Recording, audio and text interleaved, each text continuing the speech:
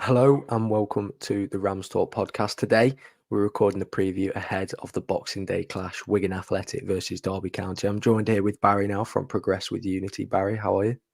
I'm very well, thank you. Looking forward to being back at home on Boxing Day against the Rams as you're coming up here. I must say though, I think we're all behind you. I think £30 is a little bit too much, so I'll get that in nice and early.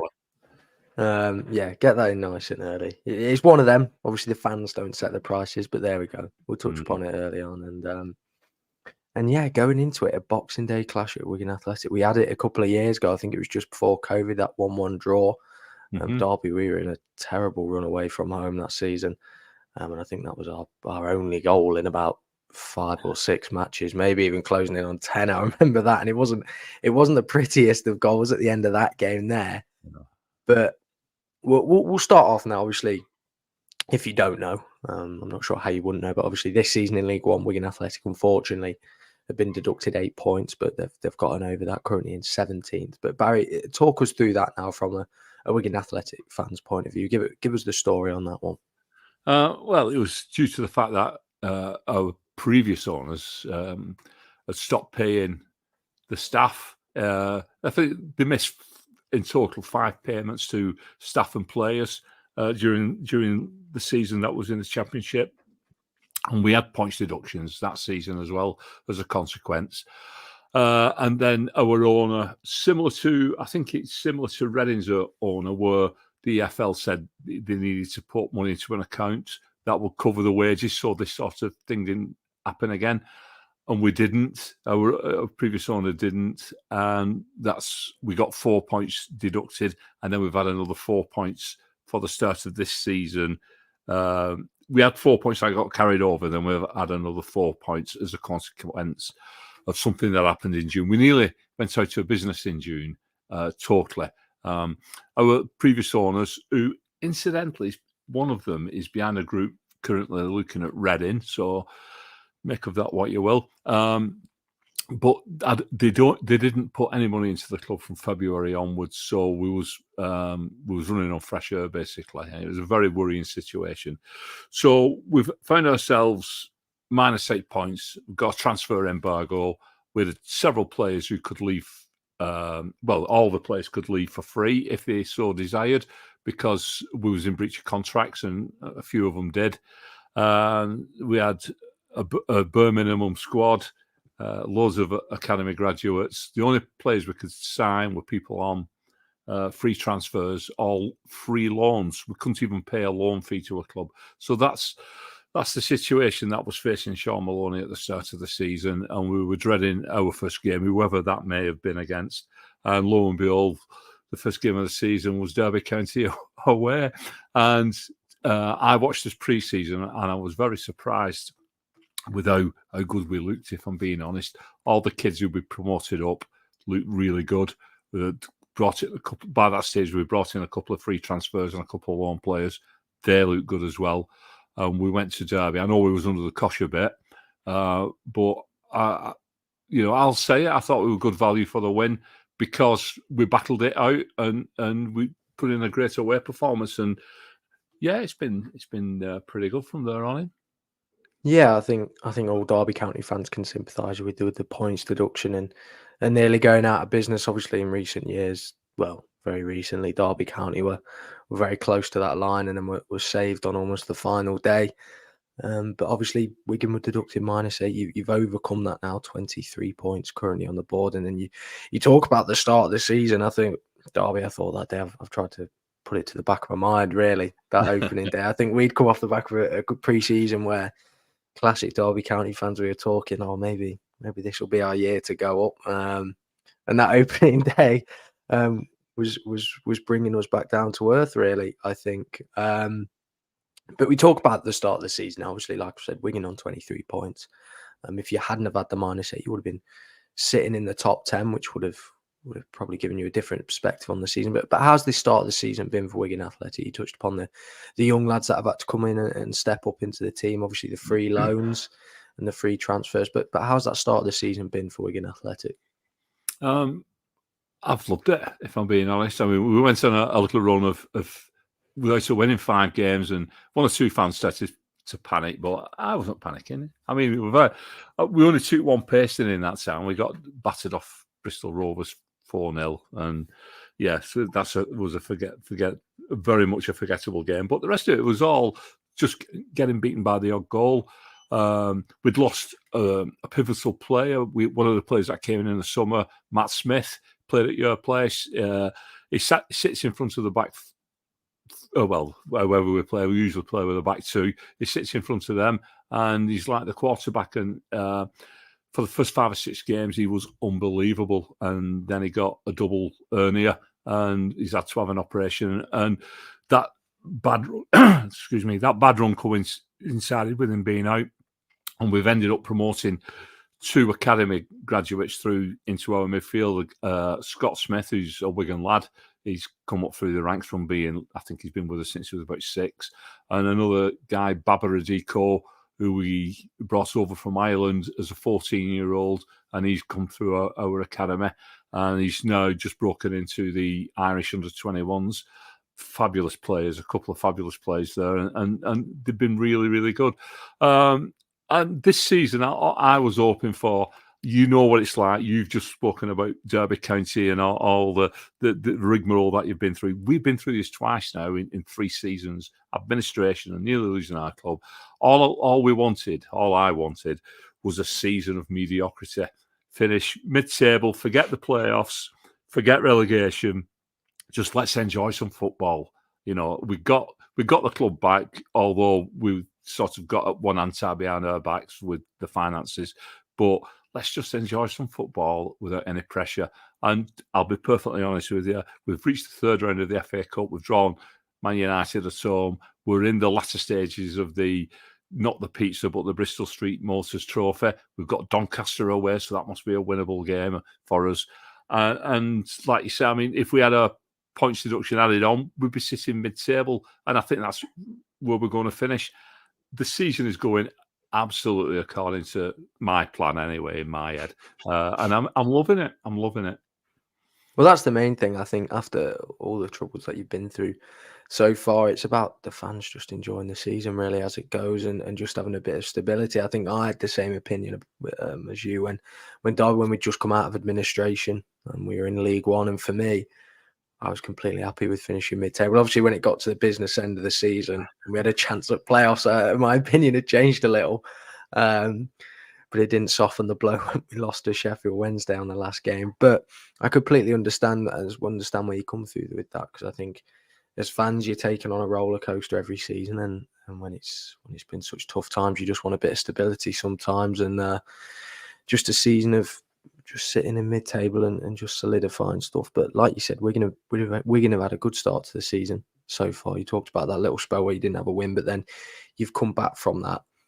Who are the players that are really standing out so far this season? Obviously, I've done a little bit of my research. I've seen Charlie Wyke and Stephen Humphreys, 7 goals, both for them. That's a really good stat from them. But who's been the players that are standing out, and who, when it comes to Boxing Day, should Derby County fans be looking out for?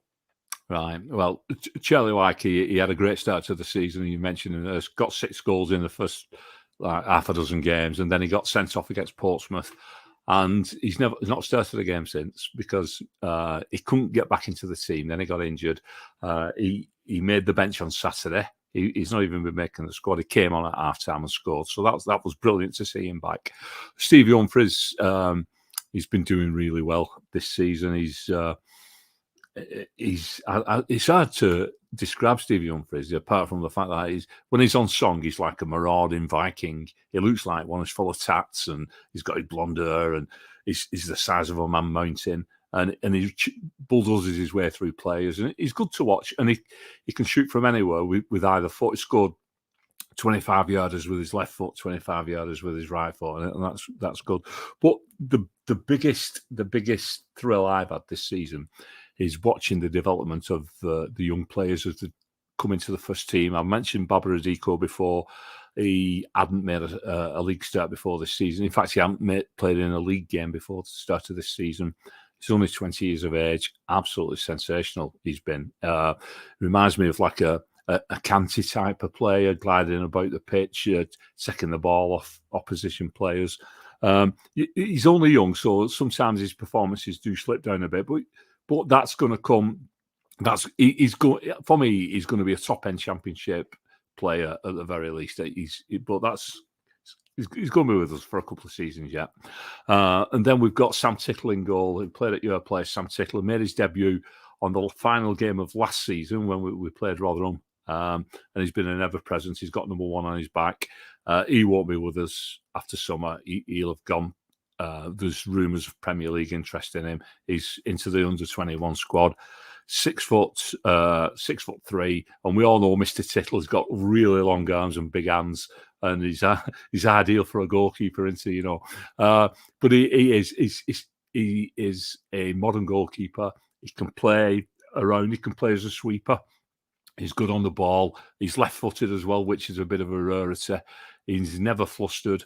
And seeing his development throughout this year, I think he's either the second or the third in saves for goalkeepers in League One. So, he is exactly what I think he is, a top keeper.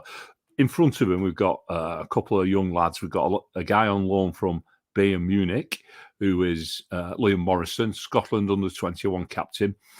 He'd never played a senior game of football before he came to us in summer. So he's come to sort of learn his trade for Bayern Munich, but playing for Wigan.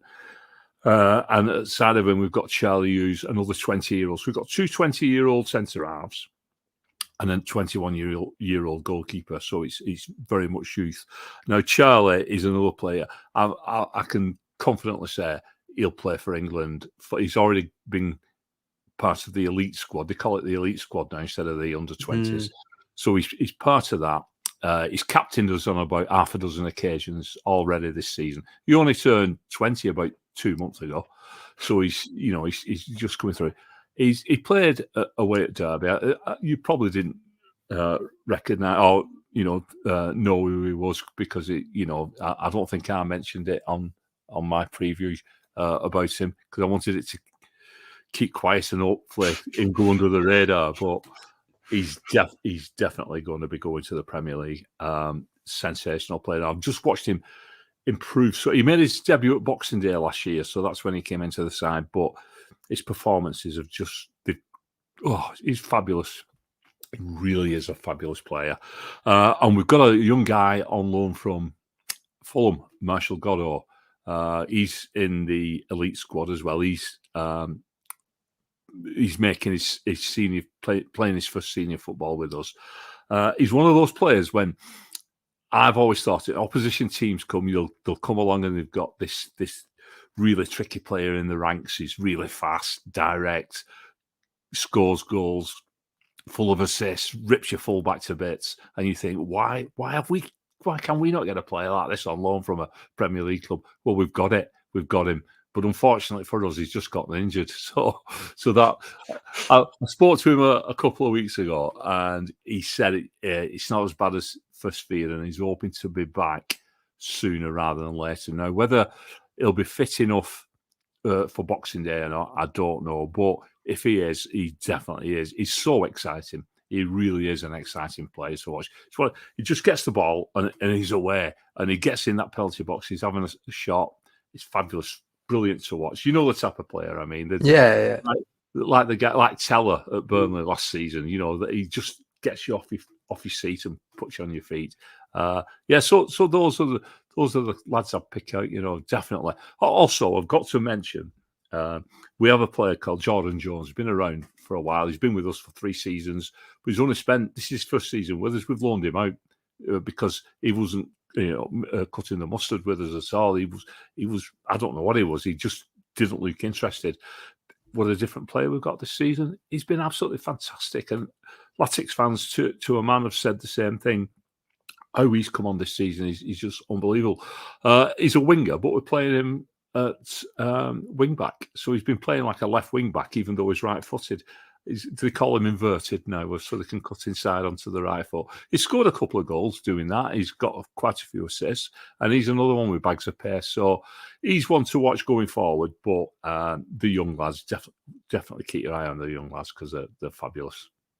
Yeah, I think when you talk there, I just keep getting parallels to the season when we went down, and our team was full of the youthful players that had just come through, and we had so many that you could see had so much talent. You know, Eberselli, who went to Udinese in the Italian First Division, Luke Plange, who then went to Crystal Palace.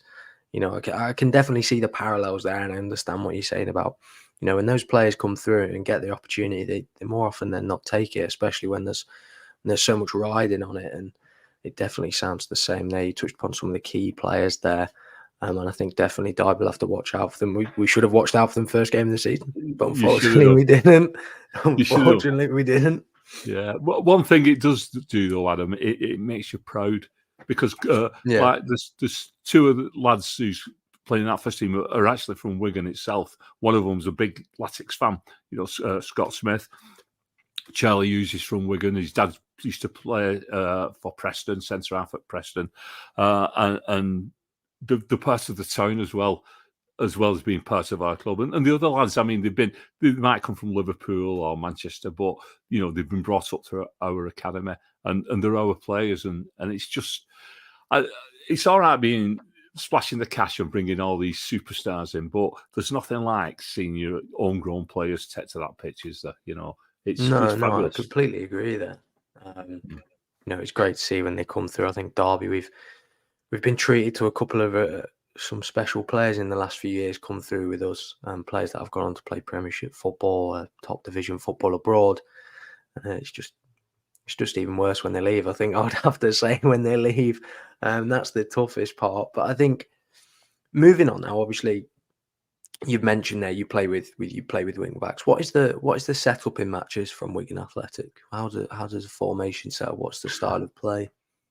Well, it's very fluid, and sometimes it's hard to grasp hold of what we're doing.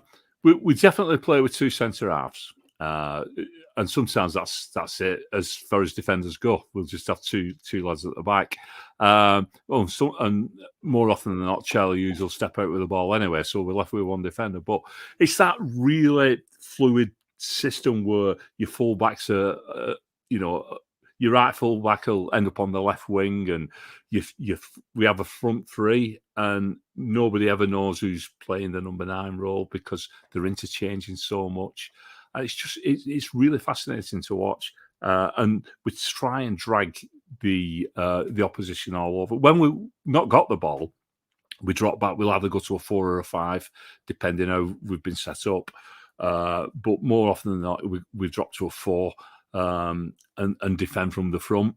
But it just is. It's just so fluid, and it's really good to watch. I remember when, of course, I remember Roberto Martinez as our manager, and he brought this system in that he said that Chile, the international side, Chile were using it, and I think a couple of Italian clubs were doing it as well. And we went on this amazing run in the Premier League where, I think from March through till May, we won something like 11 games. We were bottom of the table at one point, and we ended up like just below mid-table. And we beat Arsenal away, we beat Liverpool away, we beat Manchester United. We were doing all the big guns. We were beating everybody, and it was that sort of system, exactly the same system that Maloney's playing. And when you think about Maloney, he's come through the coaching school of Roberto Martinez, because Martinez was his manager. Then he went to work with him at Belgium in the setup there.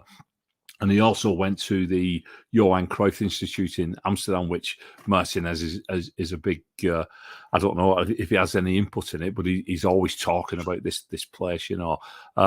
So we're very similar to that. And yeah, and I've even forgotten what question you asked me now, because I've got talking about Roberto Martinez and Sean Maloney's footballing philosophy.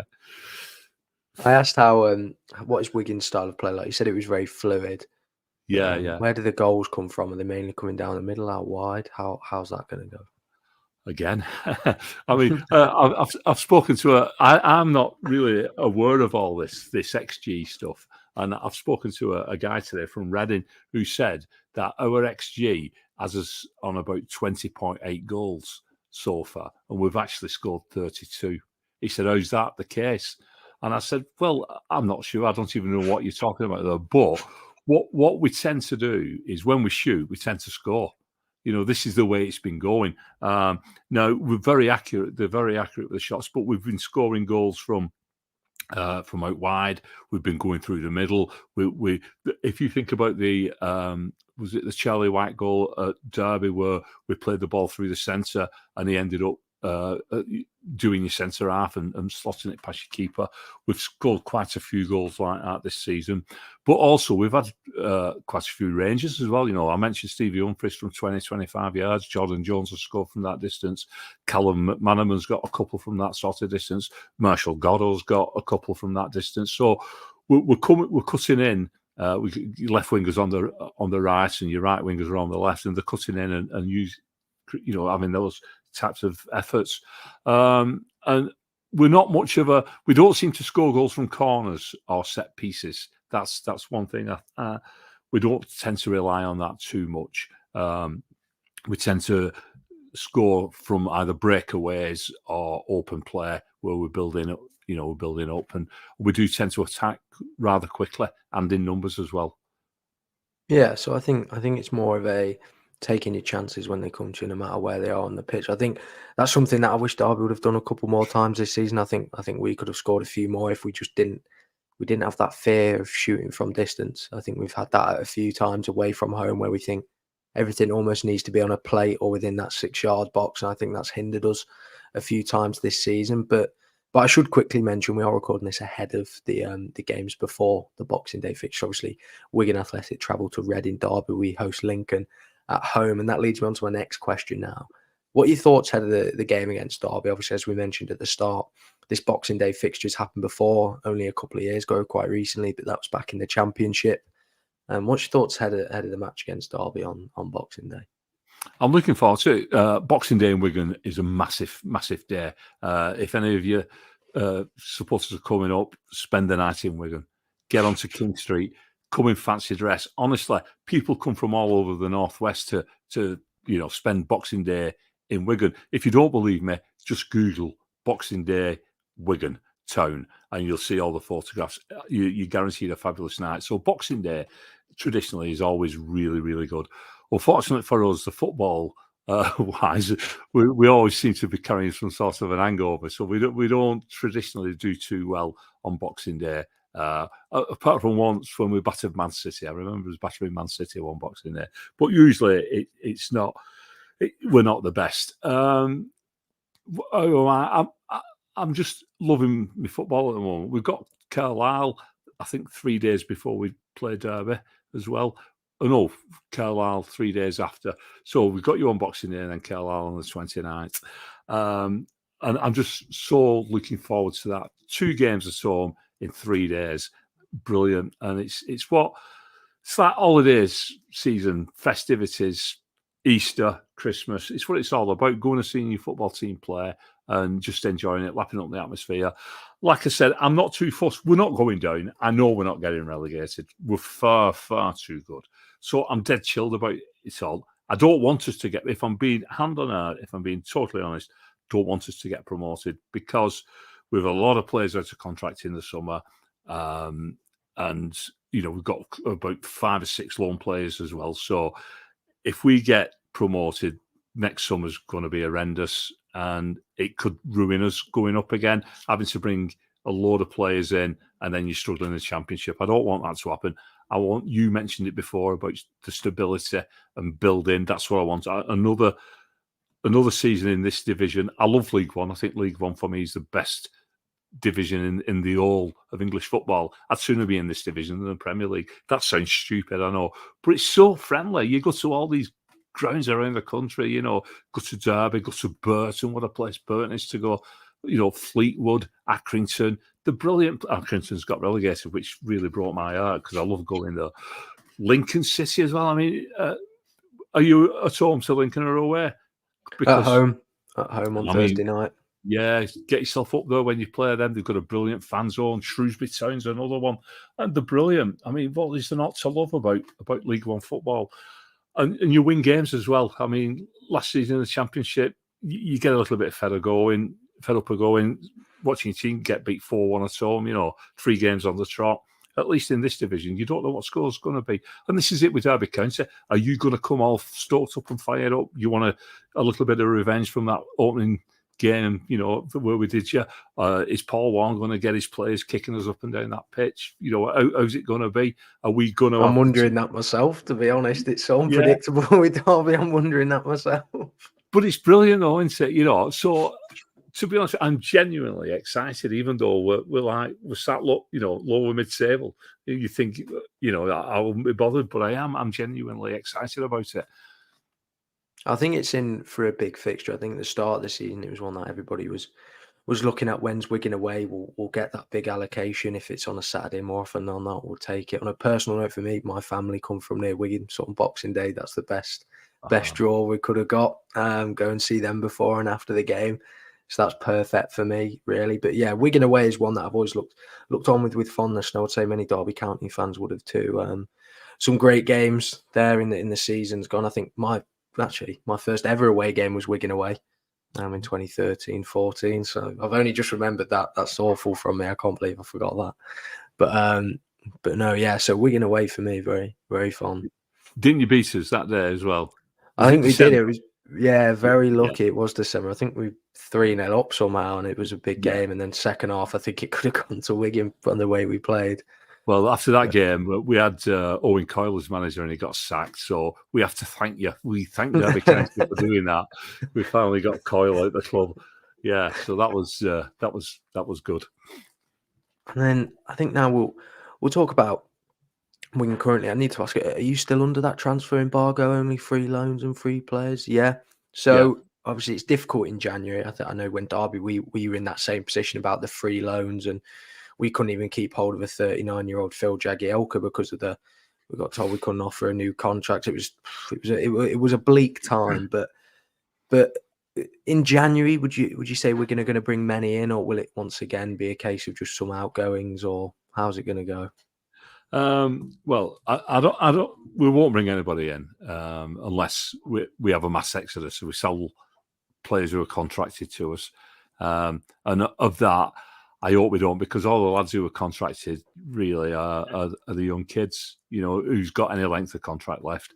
And I don't want to be seeing them going. But there's massive rumours that both Charlie Hughes and Mr. Titley are going in January, but being loaned back to us to go into Premier League clubs. This is the big rumour that's knocking about. And they're coming back, which I'll not be too happy about that. I'd have loved to have seen them with us next season. I don't think we'll be bringing anyone in. We've got the squad as it is quite full. And there's kids in there, but the good kids, why would you? I mean, if you get free loans, why would you bring a loan in for 6 months when you've got an academy product who needs some game time? And he's possibly going to get it with us. I think we'll stick to that. Unless we've got a couple of players out of contract in summer. Stevie Humphries is out, Charlie White's out, Josh McGuinness is out, Ben Amos, the keeper, he's out of contract. Tom Pearce is out of contract in the summer. Jordan Jones is out of contract in the summer. So if anybody came in and said, we'll give you 500 grand for any of them, I'm sure we'd take it. And then we might be looking to bring, somebody into it just as cover. But who are you going to get on a free transfer in January? You're not going to get anybody, are you? It's hard enough in summer picking up free loans and free transfers without doing it in January. So I don't think we will, but I'm not fussed anyway. I don't think we need to. I think I can understand that. I've just remembered when you're talking about players out of contract. I think pretty much most of our starting 11 is out of contract in the summer, only because of when we were coming out of administration, and we were still under the embargo of you can only offer a player a 2-year contract, which means a lot of our players are out of contract in the summer. We're looking at players like Nathaniel Mendez-Lang, who's a top player in this division, if not one of the best. Tom Barkhazen. I mean, we couldn't keep hold of David McGoldrick longer than a year, which was devastating. What a player he was. But yeah, I definitely understand that players out of contract in the summer, you're going to be wanting to offer them extensions and stuff like that, but you've just got to solidify what you have and can only plan for the next game ahead. And I think that leads me on to my next and probably final question is, what are the expectations for the rest of the season? You said you think you'll stay up. Do you think you'll you'll get that mid-table? Do you think you might even push a little bit further on, or do you think it will just be pretty solid in that mid-table? Yeah, well, my fear is that we'll push on, because I don't want us to. I don't want us to. On our day, we can beat anybody, but also on our day, we can lose to anybody, as we proved on Saturday at Port Vale. I mean, the first half at Port Vale, we were absolutely woeful. It was the Christmas do for the players on Wednesday, and they were all up in Glasgow. And I think they were still hungover on Saturday. I've never seen a performance like it. But I think that again shows, when you've got a team full of kids, then performances crop up, don't they? You know, you with one defeat in 15 going into that game. I think we'd undefeated in 10 matches. So we were playing really well. We had some good wins in there as well. And then suddenly, you put in a real stinker. I mean, a real stinker. And the Pottery's Bradley Dack, I called him. I don't know his name. Critchett, number 10 for Port Vale, scored a hat-trick. And he hit the bar with a ball off his chest. And it's just the first goals he scored in 22 games. So, he's not a prolific goal scorer, and we give him so much room. So I don't. So getting back to your question, I don't think we will push on for the playoffs, and I hope we don't. I hope we get that mid-table. What I really would like, though, is I'd love us to be United, because we've given the East Stand at our place, and it's really annoyed at our supporters that we've given the biggest stand in the ground. So we need to dump them out this competition. But also beat Bolton at home when we play them. We need to do the double. I hope they go up, because I hate playing them.